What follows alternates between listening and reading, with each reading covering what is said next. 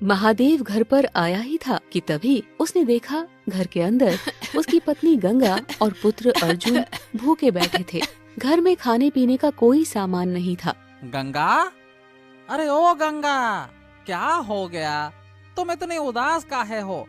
और अर्जुन, तुम काहे बैठे हो? घर में कुछ नहीं है, राशन खत्म हो गया है और गांव में सब बीमार पड़े हैं, कोई भी मदद नहीं कर रहा। पिताजी, क्या हम कुछ खा सकते हैं? मुझे भूख बहुत लग रही है, पेट में एकदम हलचल मची हुई है। अच्छा, चिंता मत करो बेटा। गंगा, मैं अभी साहूकार बिरजू से कुछ उधार लेकर आता हूँ। हे भगवान, क्या हो गया है? ये संकट जल्द ही खत्म हो जाएगा, तुम लोग चिंता मत करो, मैं अभी आता हूँ।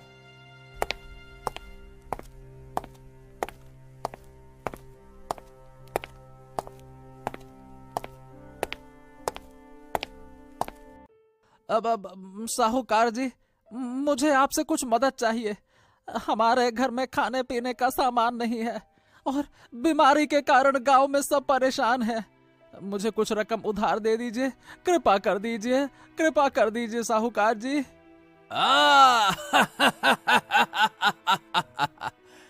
अरे तुम लोग ही परेशान नहीं हो महादेव, पूरा गांव महामारी से जूझ रहा है, हैं? केवल तुम ही नहीं, देखो मैं तुम्हें उधार तो दे दूंगा भैया, लेकिन ब्याज मैं अपने तरीके से लगाऊंगा। हाँ, लेना हो तो बताओ, समझे क्या कुछ? आप ठीक है, जब ये महामारी खत्म हो जाएगी तो मैं आपका सारा कर्जा चुकता कर दूंगा साहूकार जी। आप बताइए क्या है क्या नहीं, दे दीजिए मुझे। तुम्हें कर्जा तो चुकाना ही पड़ेगा महादेव। भैया याद रखना इतना, जब भी मैं तुमसे अपनी रकम वापस मांगने आऊंगा तो तुम्हें पूरी रकम ब्याज सहित लौटानी होगी, ठीक है ना? महादेव धन से कुछ राशन खरीदकर वापस अपने घर पर आ गया। उसकी पत्नी गंगा और पुत्र अर्जुन उसकी ओर उत्सुकता से देखने लगे। महादेव ने सामान लाकर रख दिया। देखो गंगा, देखो मैं साहूकार से उधार लेकर आया हूँ, राशन भी अब घर में आ गया है। चलो हम सब कुछ खाते हैं। हाँ, मुझे विश्वास है कि यह महामारी जल्द ही खत्म हो जाएगी। पिताजी, आप लेकर आ गए, लेकिन आपने साहूकार से कर्जा क्यों लिया? सब जानते हैं कि वो मनमानी ब्याज लगाकर गरीबों की संपत्ति हड़प लेता है। अरे अर्जुन, खुद को कम नहीं आंकना चाहिए। याद रखना, हम लोहार हैं बेटा, लोहार हैं, लोहार। लोहे का आकार भी बदल सकते हैं। हमें अपनी मेहनत पर भरोसा करना चाहिए।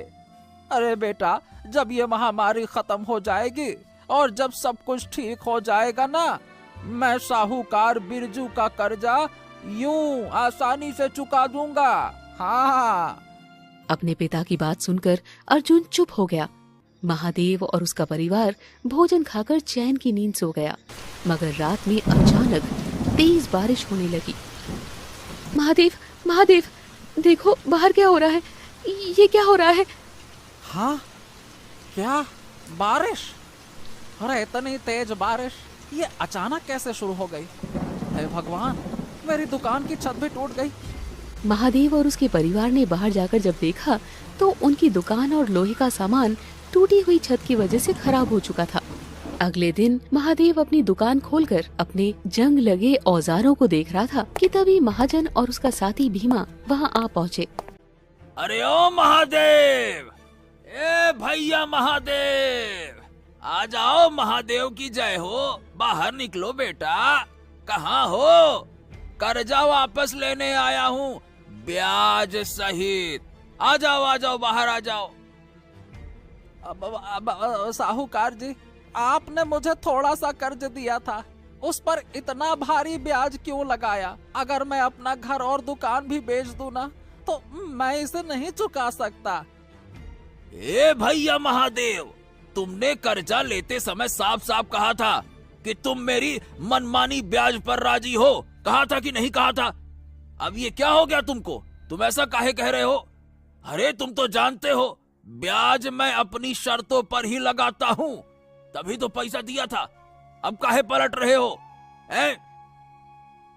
यह मनमानी ब्याज नहीं है महाजन, यह तो सरासर अन्याय है। अरे तुम मुझे पागल समझते हो क्या? तभी वहाँ पर गांव का मुखिया आ गया। अरे बिरजू महाजन, महादेव की टूटी हुई छत की वजह से देखो तो सही, उसका सारा लोहा खराब हो गया है। उसे कर्ज चुकाने के लिए समय चाहिए भाई। तुम कैसे इतनी जल्दी कर्जा वापस मांगने आ सकते हो? हैं? खुद सोचो। तुम गांव के मुखिया हो तो तुम बताओ मुझे, मैं अपना कर्जा वापस कब मांगू? बताओ, क्या मुझे अब इंतजार करना चाहिए या फिर अपना कर्जा भूल जाना चाहिए? क्या करना चाहिए तुम बताओ। देखो बिरजू महाजन, महादेव को कम से कम 1 महीने का तो समय दे ही सकते हो ना। वो कहीं तुम्हारा पैसा लेके भाग थोड़ी रहा है। क्यों, सही है ना? देखो महादेव, अगर 1 महीने में तुमने ये कर्जा नहीं चुकाया तो हम तुम्हारी दुकान और घर पर कब्जा कर लेंगे। फिर उसके बाद अपनी पत्नी और अपने कामचोर बेटवा अर्जुन, इसको लेकर जंगल में भटकते फिरना, समझे? देखो भीमा, तुम्हें जो भी बुरा भला बोलना है मुझसे बोल सकते हो।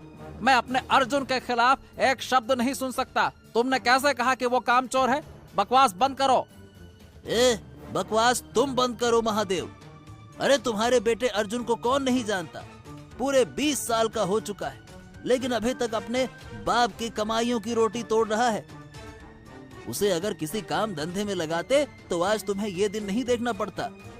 भीमा और महाजन महादेव को अपमानित करते हुए वहाँ से निकल गए। शाम को महादेव उदास होकर अपने घर पर आ पहुँचा। महादेव को उदास देखकर उसकी पत्नी गंगा उससे बोली, क्या हुआ, आप उदास क्यों हैं?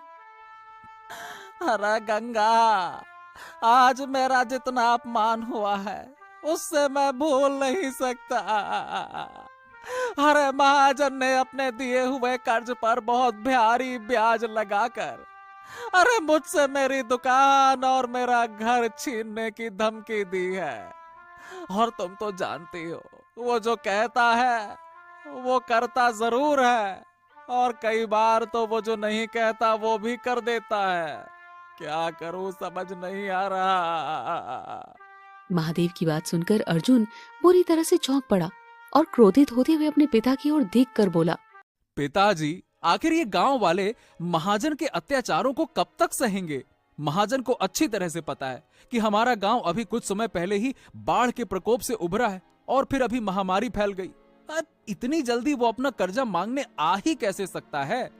बेटा, ये बात मेरी और तेरी समझ में आ रही है, लेकिन क्या करें, वो महाजन है। क्या कर सकते हैं बेटा, अब मैं क्या करूं?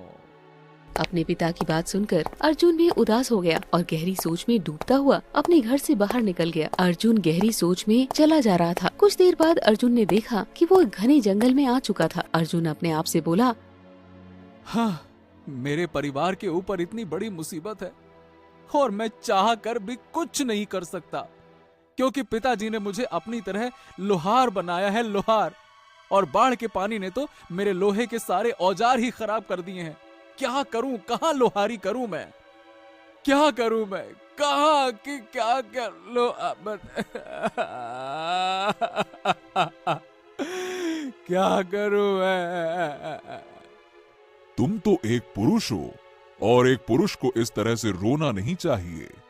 अर्जुन ने जैसे ही देखा तो उसके सामने एक व्यक्ति खड़ा हुआ था जो उसे रहस्यमयी अंदाज में देख रहा था। कौन हो तुम? एक यात्री यहाँ से गुजर रहा था, तुम्हें रोते हुए देखा तो रुक गया। तुम रो क्यों रहे हो? उस अजनबी के आवाज में अपनेपन की ऐसी गहराई थी कि अर्जुन नम आंखों से उसे अपने परिवार की स्थिति के बारे में बताने लगा। अर्जुन के परिवार की सारी आर्थिक स्थिति सुनने के बाद वो अजनबी अर्जुन की ओर देखकर बोला, अरे चिंता क्यों करते हो? हर मनुष्य के जीवन में अच्छा और बुरा समय आता ही रहता है, और बुरे समय में हमें कभी भी हिम्मत नहीं हारनी चाहिए और खुद को कभी भी कमजोर नहीं समझना चाहिए। इतना बोलकर वो व्यक्ति अपने हाथ से झाड़ियों की ओर इशारा करते हुए अर्जुन से बोला, वो सामने देखो। जब मैं यहाँ से गुजर रहा था तब मैंने वहां पर लोहे के पड़े हुए कुछ टुकड़े देखे थे। जो बड़े ही विचित्र तरीके से चमक रहे थे। और हाँ, तुम तो एक लोहार के बेटे हो ना, तुम भी एक लोहार ही तो हो। देखो, शायद वो लोहे के टुकड़े तुम्हारे काम आ जाएं। अजनबी की बात सुनकर अर्जुन दौड़ता हुआ झाड़ियों की तरफ चला गया। अर्जुन ने देखा कि झाड़ियों में बड़ा ही विचित्र दिखने वाला लोहा पड़ा हुआ था। हे भगवान, इस तरह का लोहा तो मैंने कभी नहीं देखा। इसे देखकर तो ऐसा लग रहा है कि मानो ये इस संसार का लोहा है ही नहीं। इतना बोलकर अर्जुन पलटकर उस अजनबी को देखने लगा, मगर अर्जुन ने देखा कि वो अजनबी वहाँ से जा चुका था। हैं? वो अजनबी कहाँ चला गया? अर्जुन उस लोहे की ओर देखकर अपने आप से बोला, क्यों ना मैं इस लोहे की एक अच्छी सी तलवार तैयार करूं और उस तलवार को महाराज को भेंट करूं। अगर महाराज को तलवार पसंद आ गई, हाँ, तब तो वो मुझे बहुत सारा इनाम देंगे। ये विचार मन में आते ही अर्जुन उस लोहे के टुकड़े को उठाकर सीधा अपनी दुकान पर चला गया और उस लोहे को पिघलाकर तलवार बनाने में जुट गया। सुबह तक अर्जुन ने एक बहुत सुंदर तलवार तैयार कर ली। अर्जुन उस तलवार को देखता है, लेकिन अर्जुन को विश्वास नहीं हो रहा था कि वास्तव में ये तलवार उसने ही बनाई है। ये तलवार बनी तो बहुत सुंदर है, और देखने में बहुत अद्भुत लग रही है। मुझे इसकी धार को जांचना होगा। क्यों ना मैं इस तलवार से एक पेड़ काट कर देखूं। अगर पेड़ कट जाता है तो मुझे विश्वास है कि महाराज को ये तलवार जरूर पसंद आएगी। ये विचार मन में आते ही अर्जुन उस तलवार को लेकर सीधा जंगल की ओर चला गया। अर्जुन जंगल में जाकर अपनी नजरें किसी घने वृक्ष पर दौड़ाने लगा। तभी उसकी नजर दूर खड़ी हुई एक घने वृक्ष के नीचे एक सुंदर लड़की पर पड़ी, जिसके बगल में सैनिक जैसे दिखने वाले 2 व्यक्ति खड़े हुए थे। अर्जुन तुरंत उस सुंदर लड़की के पास चला गया। अर्जुन को देखकर वो सुंदर लड़की अर्जुन की ओर देखकर बोली, कौन हो तुम? मेरा नाम अर्जुन है। मैं एक लोहार हूँ, लेकिन आप कौन हैं? मुझे तो पूरा राज्य जानता है, तुम नहीं जानते? मैं राजा विक्रम की पुत्री राजकुमारी चंद्रलेखा हूँ। मैं अक्सर अपने सैनिकों के साथ जंगल में घूमने के लिए आ जाती हूँ, लेकिन तुम्हें जंगल में पहली बार देख रही हूँ। दरअसल मैंने इस तलवार को महाराज के लिए बनाया है। मैं इसे महाराज को भेंट करना चाहता हूँ। इस तलवार की धार जांचने के लिए ही तो मैं जंगल में आया हूँ। अर्जुन ने इतना कहा ही था कि तभी काला धुआं झाड़ियों से निकलकर चंद्रलेखा और उन दोनों सैनिकों के इर्द गिर्द मंडराने लगा। ये देखकर चंद्रलेखा के दोनों सैनिक बुरी तरह से डरते हुए बोले, राजकुमारी, ये काला धुआं बड़ा ही विचित्र लग रहा है। हाँ राजकुमारी, मुझे तो कोई अनहोनी की आशंका मालूम पड़ती है। हमें यहाँ से तुरंत राजमहल की ओर निकलना होगा। चलिए महारानी, चलिए। दोनों सैनिकों ने इतना कहा ही था कि तभी वो दोनों सैनिक बेहोश होकर गिर पड़े। अगले पल उस काले धुएं ने एक अजीब से दिखने वाले व्यक्ति की आकृति धारण कर ली, जो काले वस्त्र पहने हुए था। वो व्यक्ति राजकुमारी की ओर देखकर घूरता हुआ बोला, घबराओ मत राजकुमारी, मुझे केवल तुम्हारी बलि चाहिए, क्योंकि मैं जो सिद्ध कर रहा हूँ उस सिद्धि में कुछ मनुष्य और कुछ जानवरों की बलि आवश्यक थी, जो कि मैं ले चुका हूँ। मगर उस सिद्धि के अंतिम चरणों में एक राजकुमारी की बलि लेना आवश्यक है, और राजकुमारी तो मेरे सामने खड़ी है। तुम्हारी बलि लेने के बाद मैं अमर हो जाऊंगा, और फिर उसके बाद इस संसार का कोई भी शक्तिशाली व्यक्ति मुझे मार नहीं सकता। कौन हो तुम? मेरा नाम है जादूगर काल भैरव। मुझे बचा लो, मुझे बचा लो। राजकुमारी को नुकसान पहुंचाने की सोचना भी नहीं काल भैरव, नहीं तो तुम्हारा अंत अच्छा नहीं होगा। मेरा मुकाबला बड़े से बड़े तांत्रिक और साधु नहीं कर सकते। तू तो एक मामूली साधारण मनुष्य है। जादूगर ने इतना कहा ही था कि तभी उस तलवार से रंग बिरंगी किरणें निकलने लगी, जो कि जादूगर के शरीर पर पड़ने लगी। जादूगर बुरी तरह से तड़पते हुए बोला, ऐसे कैसे संभव है? लगता है ये कोई साधारण मनुष्य नहीं। फिलहाल मुझे यहाँ से जाना होगा। इतना बोलकर जादूगर वहाँ से गायब हो गया। जादूगर के गायब होते ही दोनों सैनिक होश में आ गए। राजकुमारी चंद्रलेखा अर्जुन से बोली, तो तुम जादूगर हो? अरे नहीं नहीं राजकुमारी, मैं कोई जादूगर नहीं हूँ। लेकिन तुम्हारी तलवार से एक रोशनी निकली जिससे जादूगर डर गया। मुझे स्वयं नहीं पता था राजकुमारी कि ये तलवार इतनी चमत्कारिक होगी। राजकुमारी अपने गले से हीरो का हार निकालती हुई अर्जुन को देती हुई बोली, मैं कल तुमसे इसी समय फिर मिलने आऊंगी। मैं हमेशा से तुम्हारे जैसे बहादुर नौजवान से मित्रता बढ़ाना चाहती थी। लेकिन राजकुमारी, वो जादूगर आपका अपहरण करना चाहता है। आप यहाँ आकर खतरा मोल मत लीजिएगा। मुझे अब जादूगर से कोई खतरा नहीं, तुम जो हो मेरी सुरक्षा के लिए।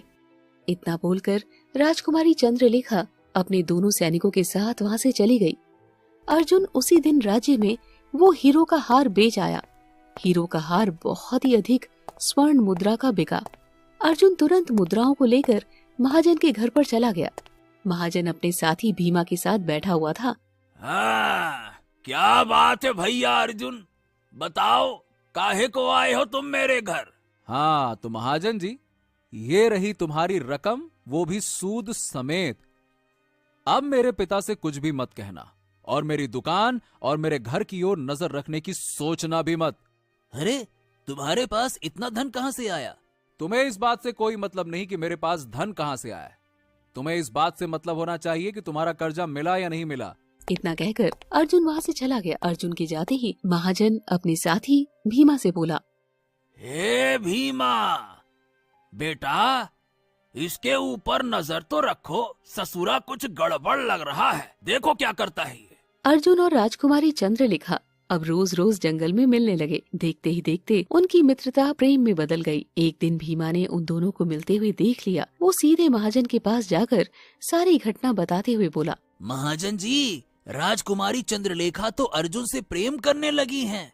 अगर ऐसा ही हाल रहा तो वो दिन दूर नहीं कि जब अर्जुन एक राजकुमार बन जाएगा, और अगर अर्जुन राजकुमार या राजा बन गया तो फिर तो तुम जानते ही हो कि वो हम दोनों का क्या हाल करेगा। हाँ, मैं अर्जुन को आगे बढ़ते हुए किसी भी कीमत पर देख नहीं सकता। हैं? बताओ क्या करूं मैं, तुम बताओ। एक उपाय है। मैंने सुना है कि जंगल में एक जादूगर तंत्र क्रिया कर रहा है जो कि बहुत ही शक्तिशाली है। हाँ, हमें उस जादूगर से मदद मांगनी चाहिए। हाँ, तुम सही कहते हो, चलो मेरे साथ चलो।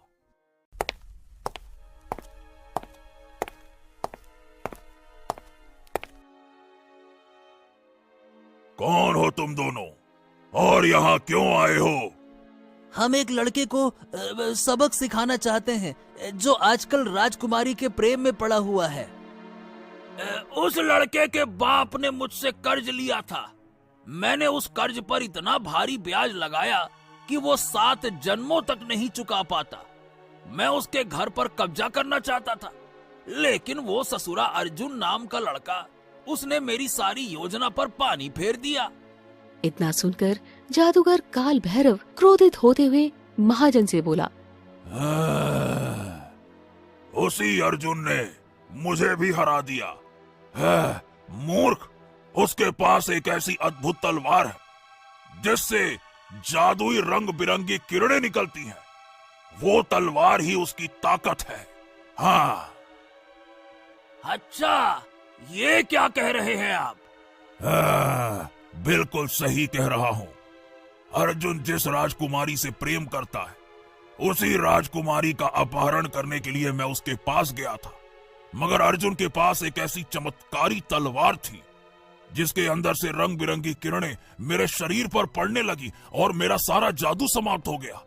मुझे मजबूरी में अपनी जान बचाकर भागना पड़ा। लेकिन मेरे पास एक उपाय है। तुम दोनों उस लड़के से मुक्ति चाहते हो और मैं राजकुमारी को चाहता हूं, क्योंकि मेरे अनुष्ठान में राजकुमारी की बलि बहुत आवश्यक है।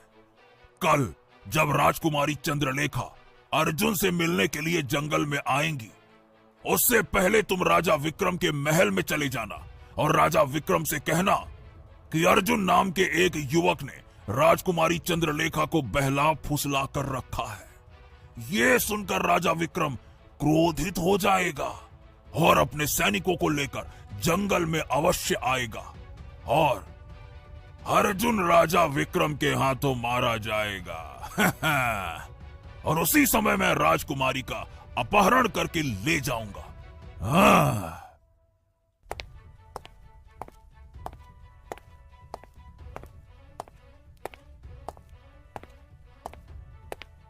महाराज महाराज महाराज महाराज, राजकुमारी चंद्रलेखा मेरे गांव के एक युवक के प्रेम में पड़ गई हैं और वो युवक न जाने कितने युवतियों को धोखा दे चुका है। मैंने जैसे ही देखा मैंने कहा महाराज को सूचित किया जाए। क्या बात कर रहे हो? अगर तुम्हारा आरोप गलत निकला तो मैं तुम्हें मौत के घाट उतार दूंगा। अरे महाराज कैसी बातें कर रहे हैं? अगर आपको मेरी बात पर विश्वास नहीं होता तो आप अभी और इसी समय मेरे साथ चलकर स्वयं अपनी आंखों से देख लीजिए। राजकुमारी चंद्रलेखा अर्जुन नाम के उसी युवक के साथ हैं। जल्दी चलिए महाराज। राजा विक्रम अपने 2 सैनिकों को लेकर महाजन और भीमा के साथ जंगल आ पहुंच गया, जहां एक वृक्ष के नीचे राजकुमारी चंद्रलेखा अर्जुन के साथ बैठी हुई थी। राजकुमारी चंद्रलेखा अपने पिता को देखकर बोली, पिताजी, मैं आपको इस बारे में बताने ही वाली थी। बस चंद्रलेखा बस, इससे आगे एक शब्द मत कहना। हाँ, मुझे इस युवक की सच्चाई पता लग गई है। पहले मैं इसे मारूंगा और बाद में तुमसे बात करूंगा। कौन हो तुम? मेरा नाम काल भैरव है, मूर्ख राजा। अब मैं तेरी पुत्री का अपहरण करके उसकी बलि दूंगा। तुमने अपना काम बिल्कुल समय पर किया। मैं तुम्हें इसका अवश्य इनाम दूंगा। समझ गया। इसका मतलब तुमने उस युवक के बारे में मुझसे झूठ कहा था। देर मत करो अर्जुन, अपनी इस तलवार को उस जादूगर के सामने करो। इस तलवार से निकली हुई जादुई किरणों को दूसरी बार ये जादूगर बर्दाश्त नहीं कर पाएगा। जल्दी करो। अर्जुन ने ठीक वैसा ही किया। तलवार से तेज रोशनी निकलकर जादूगर के शरीर पर पड़ने लगी और जादूगर काल भैरव जलकर राख हो गया। कौन हो तुम? मैं इस जंगल का वन देवता हूँ। काफी समय से ये जादूगर मेरे जंगल में मासूम मनुष्यों और जानवरों की बलि ले रहा है। मैं इसका सीधा मुकाबला नहीं कर सकता था। इसका मुकाबला एक दिव्य लोहे की बनी हुई तलवार से ही किया जा सकता था। जब तुम मुझे जंगल में अकेले मिले तब मैं समझ गया कि तुम एक कुशल लोहार हो जो एक तलवार बना सकते हो। मैंने ही उस दिव्य प्राचीन लोहे के टुकड़े को वहां पे फेंका था। मैं जानता था कि तुम तलवार की धार को जांचने के लिए दूसरे दिन जंगल अवश्य आओगे और राजकुमारी चंद्रलेखा भी घूमने के लिए आएंगी और जादूगर काल भैरव राजकुमारी चंद्रलेखा का अपहरण करने के लिए जरूर आएगा। जादूगर काल भैरव का अंत, ये सब मेरी ही योजना का हिस्सा था। चलो अब मैं जाता हूँ।